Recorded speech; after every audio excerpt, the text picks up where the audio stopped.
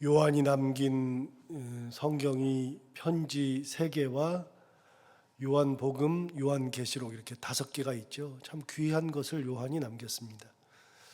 베드로가 남긴 거는 베드로 전후서 이 2가지를 남겼고요. 그리고 이제 결정적으로는 사도 바울이 남긴 13개의 편지가 남아 있죠. 그래서 사도 바울을 통해서는 교리, 예수 그리스도가 누구인지, 그래서 기독교의 교리를 우리가 갖게 된 것은 사도 바울의 편지를 통해서 갖게 된 거고, 베드로와 요한을 통해서는 예수 그리스도의 옛날 가르침, 그런 가르침을 다시 한번 새겨볼 수 있는 그런 은혜를 남겼죠. 오늘은 특별히 요한 2서니까요. 요한이라고 하는 사도가 남긴 5개의 이 성경은 굉장히 유익하고 귀한 거죠. 그 중에서 이제 요한 1, 2, 3서는 요한이 남긴 편지인데, 서신서에 대해서 옛날에 설명을 할 때 서신서를 구분하는 방법 여러 가지를 이야기했는데, 그 중에 하나는 이제 제목을 가지고서 구분할 수 있죠. 서신서를 제목을 가지고 구분할 때에는 기본적으로는 2가지 혹은 3가지 이렇게 이야기를 하는데, 첫 번째는 로마서, 고린도 전후서, 갈라디아서, 에베소서 하듯이 받는 교회에 이름을 붙여서 편지의 제목을 붙였죠. 그래서 로마서 그러면 로마 교회가 받은 편지, 빌립보서 그러면 빌립보 교회가 받은 편지, 그렇게 되죠. 2번째는 받은 사람을 가지고서 이야기를 하죠. 빌레몬서 그러면은 빌레몬이라고 하는 사람이 이제 편지를 받은 거죠.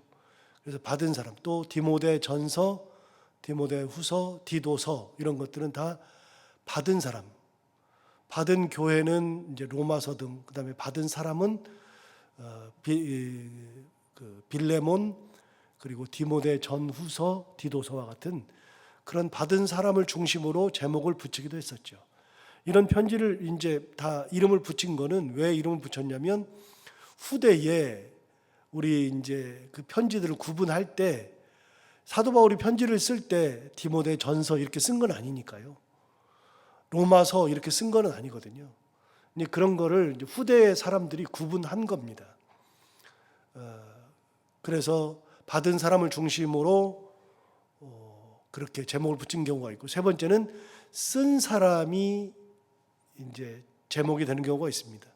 베드로 전서, 후서, 요한 1, 2, 3서, 야고보서, 유다서, 그거는 다 쓴 사람의 제목을 붙인 겁니다. 그래서 기본적으로는 크게 3개, 받은 교회, 받은 사람, 그리고 쓴 사람, 그렇게 해서 제목을 붙였고, 마지막으로 하나는 히브리서는 받은 사람들을 가지고서 쓴 겁니다.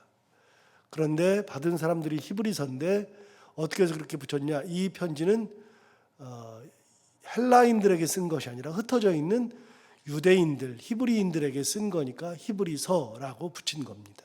그러니까 히브리서도 역시 받은 사람들, 한 사람이 아니지만 받은 공동체를 가지고서 쓴 거죠. 이런 이름들을 붙인 겁니다. 그런 이름을 붙인 것 중에서 요한은 왜 도대체 베드로 전후서나 야고보서나 유다서나 요한 1, 2, 3서는 왜 교회도 안 나오고, 왜 쓴 사람, 받은 사람도 아니고 왜 쓴 사람의 이름을 붙였는가? 이유는 간단합니다. 왜 그랬냐면, 어느 교회가 특정하게 받은 적이 없고, 이 편지는. 2번째는 받은 사람도 불명확하기 때문에 그렇습니다. 물론 요한 3서는 받은 사람이 정확하게 나옵니다. 그래서 이제 거기 여러분 요한 3서를 보시면 요한 3서에 이렇게 나오죠. 사랑하는 나는, 장로인 나는 사랑하는 가이요 곧 내가 참으로 사랑하는 자에게 편지하노라. 그래서 요한 3서의 수신인은 가이오라고 하는 장로입니다. 그래서 이분은 받은 사람의 이름을 붙일 수도 있습니다. 예를 들면 디모데전서, 디모데후서, 디도서, 빌레몬서 하듯이 요한 3서는 가이오서 이렇게 붙일 수도 있었을 겁니다. 그런데 요한 3서를 빼놓고는 요한서 1서, 2서 이 모두가 다 받은 사람들이 불명확하기 때문에 쓴 사람을 제목으로 붙였는데, 이것도 요한이 썼으니까 그럼 이거는 요한 3서라고 붙여야 되겠다. 그래서 그냥 그렇게 붙인 거에 불과하죠. 그래서 이렇게 제목만 봐도 이게 어떤 의미로 이런 제목이 붙어 있는가 알 수 있는 그런 편지들입니다. 그러면 오늘 요한 2서와 3서는 그럼에도 불구하고 수신인이 있습니다. 누가 받는다는 것이 있습니다. 누가 받느냐? 3서는 가이오가 받았다 그랬잖아요. 그럼 요한 2서, 오늘 본문인 요한 2서는 누가 수신인인가? 1절을 보시면 이렇게 나오죠. 장로인 나는 택하심을 받은 부녀와 그의 자녀들에게 편지한다. 누가 편지 받는 거예요? 택함 받은 부녀와 그의 자녀들이 이 편지를 받는 겁니다. 그 분명한 수신자가 없고요. 부녀들과 자녀들 그들이 받은 편지니까 제목을 부녀서, 자녀서 이렇게 할 수 없잖아요. 불특정하니까. 그러니까 그냥 요한 2서라고 붙인 거고요. 요한 1서는 아예 수신인이 없어요. 수신이. 누가 받았는지조차도 없어요. 그래서 요한 1, 2, 3서는 그런 특징을 가지고 있지만 2서, 3서는 그래도 수신인은 있으나 2서는 수신인을 정확하게 알 수 없는 택하심을 입은 부녀와 그의 자녀들에게 편지한 것이다. 그럼 그 부녀와 자녀들에게 편지를 하는데 어떤 편지를 하느냐? 사도 요한이 그 부녀와 택하심을 받은 부녀와 그의 자녀들에게 하고 싶은 얘기가 뭐였느냐? 1절을 다시 보시면 장로인 나는 택하심을 받은 부녀와 그의 자녀들에게 편지하노니 내가 참으로 사랑하는 자요 나뿐 아니라 진리라는 모든 자도 그리하는 것 그랬어요. 여러분, 내가 참으로 사랑하는 자랍니다. 이 부녀와 이 자녀들은 사도 요한이 사랑하는 사람들입니다. 내가 참으로 사랑하는 그런 부녀와 자녀들이고요. 또 나뿐만이 아니라 진리라는 모든 자도 그리하는 것, 진리라는 모든 자들도 내가 부녀와 자녀를 사랑하듯이 진리를 알기만 하면 그 부녀와 자녀를 다 사랑하게 된다. 여러분, 여기서 중요한 게 있어요. 사도 요한이 말하는 진리는 뭘까요? 사도 요한이 진리를 이야기한 게 있는데요. 어디서 얘기냐면 요한복음 8장 32절에서 진리에 대해서 이야기한 적이 있거든요. 그 사도 요한이 요한복음과 요한 1, 2, 3서 요한계시록을 썼잖아요. 다 요한이라는 이름을 붙였는데 이미 사도 요한이 요한복음에서 8장 32절에서 진리를 이야기한 적이 있어요. 뭐라고 했느냐? 너희가 진리를 알지니 진리가 너희를 자유롭게 하리라. 요한이 진리를 알지니 진리가 너희를 자유롭게 한다는 말을 한 적이 있습니다. 그럼 진리가 뭡니까? 요한이 이미 진리를 이야기한 적이 있어요. 진리가 뭡니까? 이런저런 설명을 다 띄고 진리는 예수 그리스도입니다. 예수 그리스도. 진리를 우리가 알면, 예수를 알면 예수가 우리를 뭐 어떻게 한다고요? 자유롭게 하는 거예요. 어디서 자유? 죄에서 자유. 죄에서 자유를 얻게 하고요. 사탄으로부터의 자유, 악의 권세로부터의 자유, 유혹으로부터의 자유. 여러분, 우리가 자유를 얻는 것은 어디 안에 있을 때냐면 예수 안에 있을 때 자유를 얻는 거예요. 진리라고 하는 것은 굉장히 중요한 거예요. 그 진리라고 하는 것이 오늘 나와요. 진리를 아는 모든 자도 부녀와 자녀를 사랑한다. 나도 부녀와 자녀를 사랑하지만 진리를 아는 모든 분들은, 예수라는 모든 분들은 부녀와 자녀를 다 사랑하게 된다. 그럼 나는 어떤 사람이에요? 사도 요한이 말하는 나도 진리를 아는 사람, 진리 가운데 있는 사람. 그러니까 예수 그리스도의 사랑을 가지고 있고 진리를 가지고 있는 요한이 딱 보니까 그 부녀들과 자녀들이 너무 예뻐요. 왜 예뻐요? 하나 여쭤봐요. 사도 요한과 그 부녀와 자녀들은 피가 섞였습니까? 혈육 아니잖아요. 외가 쪽입니까? 아니잖아요.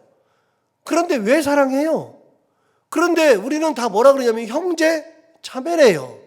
여러분과 저도 똑같아요. 여러분과 저도 그냥 뭐 섞인 게 아무것도 없어요. 그런데 뭘로 섞였느냐? 예수의 피로 섞인 거예요.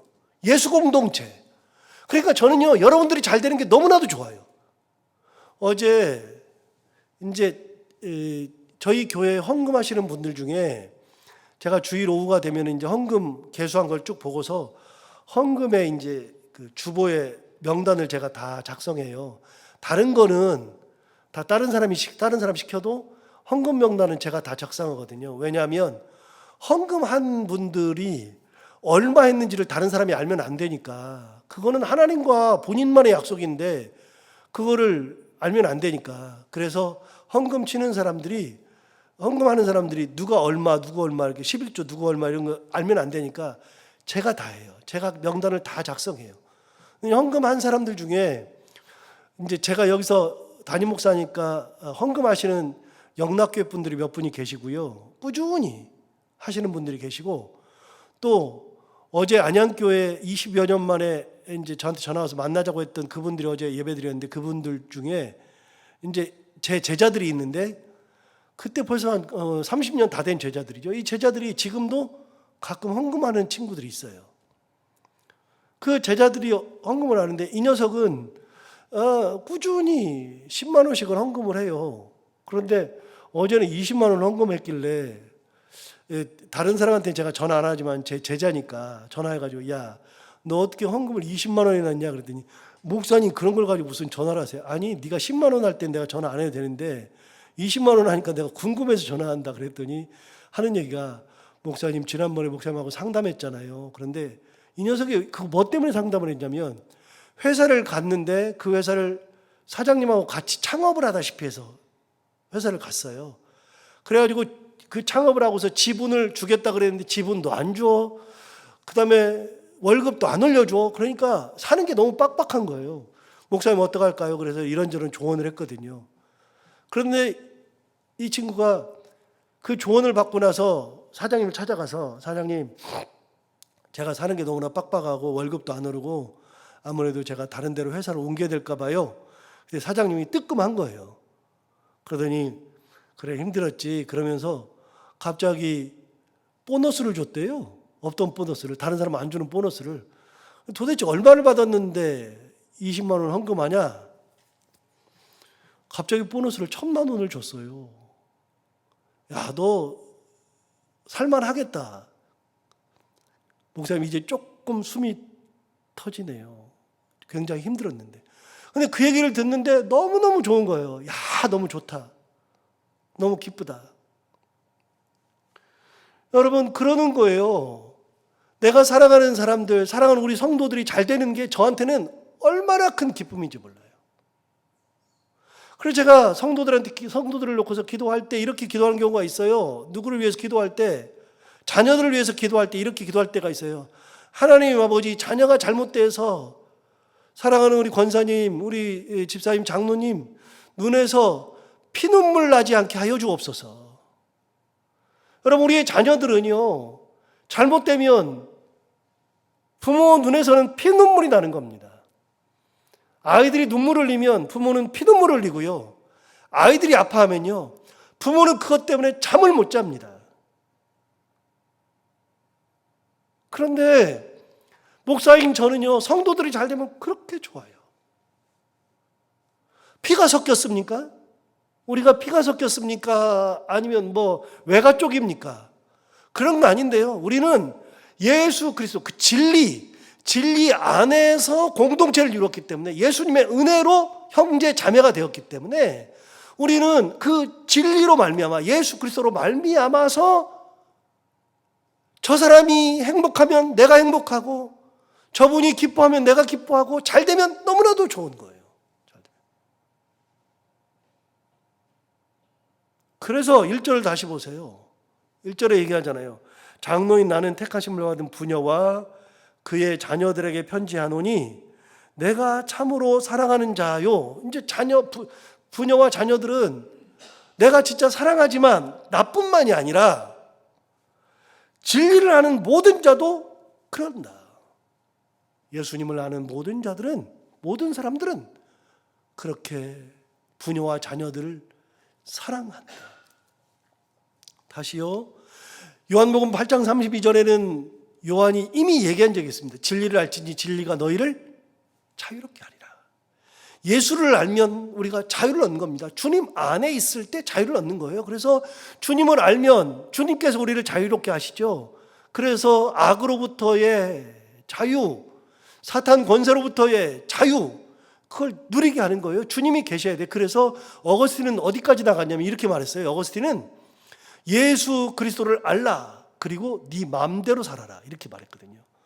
그러면 우리는 오해해요. 예수님 알고 우리가 마음대로 살면, 방종하고 되고 마음대로 살면 된다. 아니요, 예수를 알면 마음껏 방종하고 타락하고 그렇게 살 수가 없어요. 주님을 알라, 그러면 그리고 네 마음대로 해라. 제가 봐도 예수 그리스도를 알면 마음껏 해도 돼요. 마음대로 해도. 그래도 아무런 문제가 안 돼요. 그래서 진리를 아는 사람들은 서로 사랑하는 거예요. 사랑하는. 2절 볼까요? 우리 안에 거하여 영원히 우리와 함께할 진리로 말미암음이로다. 왜 사랑하느냐? 왜 사랑하느냐? 여기 나오잖아요. 우리 안에 거하시는 분. 두 번째, 영원히 우리와 함께 하실 분.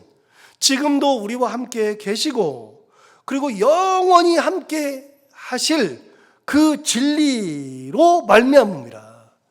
여러분, 우리가 서로를 사랑하는 것은 진리 때문이에요. 예수 그리스도 때문에. 여러분이 저 사랑하잖아요. 우리 성도들 저 사랑하잖아요. 여러분, 저를 사랑하는 이유가 뭐예요? 하나 이제 생각해봐요. 8년 전에, 약 8년 전에 저를 알지도 못했잖아요. 알지도 못한 시절이 있었는데 그때 저를 사랑했어요? 아유, 저 알지도 못했어요. 길거리 지나가다 보면 그냥 대면하고 그냥 누구냐 그랬어요. 인사시키면 인사도 서로 안 하고 그랬어요. 저는요, 성격이 굉장히 밝고 외향적인 것 같아도요, 저는 사람을 낯을 많이 가리거든요. 그래가지고서 누가 저한테 인사하러 그런다 그러면 인사하는 게 너무 힘들어요. 너무. 그리고 그 사람을 만나가지고 얘기하는 게 너무 힘들어요.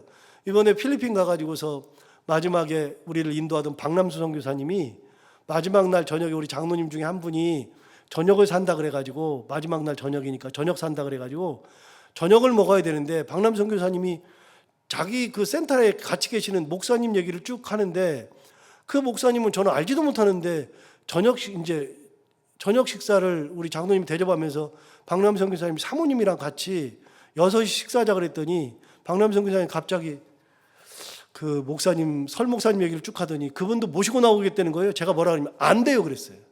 굉장히 기분 나빴을 거예요. 왜 안 되냐 그래서 제가 그랬어요. 아니, 그분이 나오시면 그분한테 모든 초점을 다 맞춰야 되고, 저는 특히 목사니까 제가 그분하고 얘기를 하느라고 막 신경을 다 써야 되고, 저는 그런 거 진짜 안 좋아하거든요. 저는 모르는 사람하고 인사하는 거 진짜 별로 안 좋아해요. 별로. 그런데 여러분, 8년 전에 여러분과 저는 알지도 못했어요. 사랑하는 사람도 아니에요. 지금은요, 엄청 사랑해요. 저는 여러분 엄청 사랑해요. 그래서 제가 성도들한테 가끔 주일에 얘기하잖아요. 여러분 사랑합니다. 이거는 가짜로 하는 얘기가 아니라 진짜로 여러분 사랑해서 하는 거예요. 마음에서 우러나와서 진짜 사랑해요. 왜요? 예수님 때문에. 우리 옛날에 불렀던 찬양 중에 예수님 때문에 형제를 사랑합니다. 예수님 때문에 자녀를 사랑합니다. 예수 이런 노래 있었잖아요. 여러분, 그 말이 딱 맞아요. 예수님 때문에 사랑하는 거지 우리가 무슨 관계가 있다고 서로 사랑을 해요. 진리로 말미암은 몸이라. 우리가 사랑하는 것은 진리 때문이라. 진리가 뭐예요? 그러니까 여기다가 볼펜 가져왔으면 진리에다가 예수 그리스도라고 싹 써놔야 되는 거예요. 이게 잘 몰라요, 이게. 사도 요한은 진리를 예수 그리스도라고 이미 사도 요한복음 8장 32절에서 얘기한 적이 있거든요. 자, 이제는 예수 그리스도라고 넣고서 한번 읽어볼게요. 1절부터 읽어볼게요. 장로인 나는 택함심을 받은 부녀와 그의 자녀들에게 편지하노니 내가 참으로 사랑하는 자요 나뿐 아니라 예수 그리스도를 아는 모든 자도 그러하다. 딱 답이 나오죠. 2절 보세요. 그럼 우리가 왜 그렇게 사랑하느냐? 우리 안에 거하여 영원히 우리와 함께할 예수로 말미암음이로다. 여러분, 예수 그리스도 때문에 사랑하는 거예요. 예수 그리스도 때문에. 중요한 거예요. 아주 중요한 거. 또 한 가지요. 여러분, 우리가 이웃을 섬기고 해외 선교를 하고 여러분, 우리가 헌금해가지고 그 헌금 가지고서 그들을 섬기고 사랑할 이유가 있어요? 없어요. 도대체 왜 그래요? 그런데 왜 그래요? 예수님 때문에 나누는 거고, 예수님 때문에 복음 받는 거고, 예수님 때문에 사랑하는 거고, 예수님 때문에 희생하는 거고, 그런 예수님 때문에 그런 거예요. 예수님 때문에. 이 진리를 예수로 바꾸면 답이 딱 나와요. 진리를 예수로 바꾸면. 우리가 너희를 사랑하는 것은 예수님으로 말미암음이로다. 예수님으로 말미암아 서로 사랑하는 관계가 된다. 요한이요, 평생을 다른 사도들은 다 순교했는데 요한은 순교 안 했다 그랬잖아요. 왜요? 누구 모시느라고? 마리아 모시느라고. 마리아가 예수님의 요한의 어머니 아니잖아요. 그런데 왜 요한이 마리아를 어머니 하면서 평생을 왜 모셨어요? 이유는 딱 하나예요. 예수님 때문에 모신 거예요. 예수님이 십자가에 달려 돌아가시면서 어머니한테 그랬잖아요. 어머니 보소서 아들이니이다. 그러면서 요한을 소개해 줬잖아요. 요한한테 뭐라 그랬어요? 보라 내 어머니다. 그래서 성경을 알면 몇 번을 저한테 설교를 들었으니까 항상 들었으니까 이제는 성경을 그냥 보면 이해가 되는 거예요. 내 어머니다. 왜 내 어머니라 그래요? 그러니까 요한은 평생 동안 자기 어머니로 그냥 마리아를 끝까지 모셨다고요. 에베소에서 모셨다고요. 그러니까 에베소에 가보면 거기에 마리아도 거기 살던 집이 있고 마리아 무덤도 거기 있고 사도 요한도 에베소에 죽어서 묻혔고 그래서 사도 요한 기념교회가 에베소에 있고 에베소에 마리아하고 요한의 무덤이 다 있다고요. 이유가 뭐예요? 평생을 거기서 모시다가 거기서 죽었기 때문에 그런 거예요. 여러분 다시 물어요. 요한과 예수님의 어머니가 피가 섞였습니까? 뭐가 됩니까? 아니죠. 왜요? 예수님 때문에. 우리는요, 피가 섞인 적이 없어도 예수님 때문에 이 공동체를 이루는 거예요. 그래서 가끔 생각한다니까요. 이런 생각을 하면서 너무나도 우리가 귀한 거라는 것을 느꼈어요. 가만히 보세요. 우리가 장례나 하잖아요. 친척들이 몇 명이나 와요. 요즘은요, 친척들도 별로 이렇게 왕래도 없고, 저만 해도요, 사촌 외에는 육촌 몰라요, 이제 요즘 시대는요, 육촌, 팔촌, 사돈의 팔촌은 알지도 못해요. 요즘은. 형제지간도 어머니 돌아가시면 잘 왕래도 안 하는 집도 많아요. 그러니까 내가 죽어도 올 사람이 없는데 누가 와줘요? 옆에 있는 분들이 오셔요, 지금. 아프면은요, 그래도 병원에라도 가보고 조금이라도 돈이라도 가지고 가서 위로도 하고 하는 사람이 누구예요? 우리예요, 우리. 얼마나 귀한 사람인지 몰라요. 결혼식 할 때 우리들이 같이 가고 애경사 나누고 사랑 나누고 뭐 때문에 그래요? 다 예수님 때문에 그런 거지. 진리 때문에. 아, 참 진리가 귀한 거구나. 예수님이 귀한 거구나. 예수님은 우리가 천국 가고 구원받는 그런 분, 그분이 바로 예수 그리스도. 그냥 우리가 예수님 덕분에 천국 간다 귀한 거지만 예수님은 이 땅을 살 때 우리에게도 한 형제 자매를 이루게 하시면서 이곳에서 천국을 이루도록 만드시는 분이 바로 예수 그리스도. 저는 여러분들이 잘 되면 너무나도 좋아요. 행복해요. 진짜로. 진리 때문에. 3절 볼까요? 은혜와 긍휼과 평강이 하나님 아버지와 아버지의 아들 예수 그리스도께로부터 진리와 사랑 가운데서 우리와 함께 있으리라. 자, 은혜와 긍휼과 평강이 그랬어요. 여러분 여기서 잠깐, 사도 바울은 편지할 때마다 뭐와 뭐라 그랬어요? 은혜와 평강이라 그랬어요. 은혜와 평강. 그런데 요한은 그 안에 긍휼을 하나 더 넣었어요. 다시 말하지만 여러분, 은혜와 평강은 사도 바울이 가장 귀하게 여겼어요. 이 땅 살면서 가장 귀한 거는 은혜와 평강이다. 그런데 이거를 사도 바울만 얘기한 줄 알았더니요, 우리가 편지 보면서 알지만 베드로 전후서에도 은혜와 평강이 나와요. 그대로 나와요. 그러니까 베드로도 이 땅에서 가장 중요한 거 두 가지를 뽑으라고 뭐예요? 은혜와 평강이에요. 여러분 보세요. 은혜와 평강이 우리 삶에 딱 개입을 하면, 이 땅 살 때 개입을 하면 굉장히 우울한 일이 있는데 우울함을 이겨내는 것이 은혜예요. 굉장히 마음이 상했는데 그 마음 상한 것을 이겨내게 하는 힘이 은혜예요. 평강이 찾아와야 돼요. 다 무너지는 것 같아도 평강이 찾아오면 그 가운데서 평강을 누리면서 살아가는 거예요. 그러니까 고대광실에 산다 그래가지고서 막 행복하고 그러는 것이 아니라요, 하나님의 은혜가 있는 곳이 행복한 거예요. 은혜가.